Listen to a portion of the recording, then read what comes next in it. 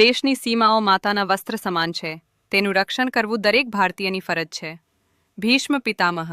નમસ્કાર દર્શક મિત્રો, સરહદ ન્યૂઝ ચેનલમાં આપનું સ્વાગત છે. હું અનિતા ગોસ્વામી. હવે જોઈએ સમાચાર વિસ્તારથી. વાવ થરાદ જિલ્લામાં સાયબર ક્રાઇમ સામે ચાલી રહેલી કાર્યવાહી દરમિયાન વાવ પોલીસે મોટી સફળતા મેળવી છે.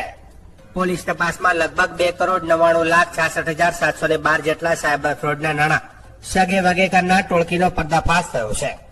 આ મામલે વાવ પોલીસ મથકે બાબર તાલુકાના દેથળી ગામના 6 શખ્સો સામે ફરિયાદ નોંધાઈ કાયદેસરની કાર્યવાહી હાથ ધરવામાં આવી છે.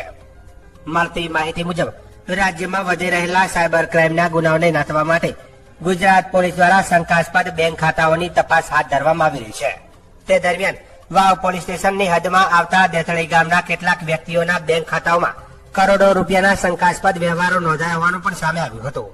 આ મામલે પીએસઆઈ એમ.કે. વસાવાએ ટીમ સાથે વધુ તપાસ કરતા જાણવા મળ્યું હતું કે આરોપીઓએ સંગઠિત રીતે સામાન્ય લોકોના બેંક ખાતાઓ ભાડે કે કમિશન પર મેળવી મ્યુલ એકાઉન્ટ તરીકે ઉપયોગ કર્યા હતા.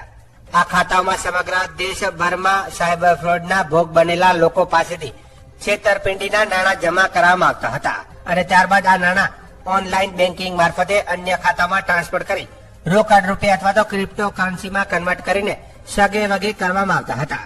પોલીસ તપાસમાં સામે આવ્યું હતું કે હસમુખભાઈ રામાભાઈ રાવલે પોતાના ભાઈ ગૌતમભાઈ રામાભાઈ રાવલ સાથે મળી અન્ય આરોપીઓના ખાતા ભાડે લઈ નાણાકીય લાભ મેળવવાનું કાવતરું રચ્યું હતું.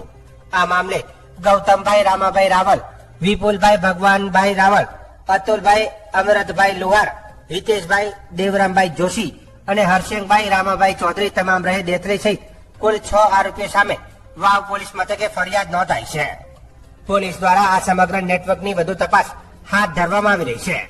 આ નાણાં ક્યાંથી આવ્યા હતા અને કોના ખાતામાં ટ્રાન્સફર થયા હતા અને આ નેટવર્કમાં અન્ય કોણ સંડોવાયેલું છે તે દિશામાં તપાસ આગળ વધારવામાં આવી રહી છે.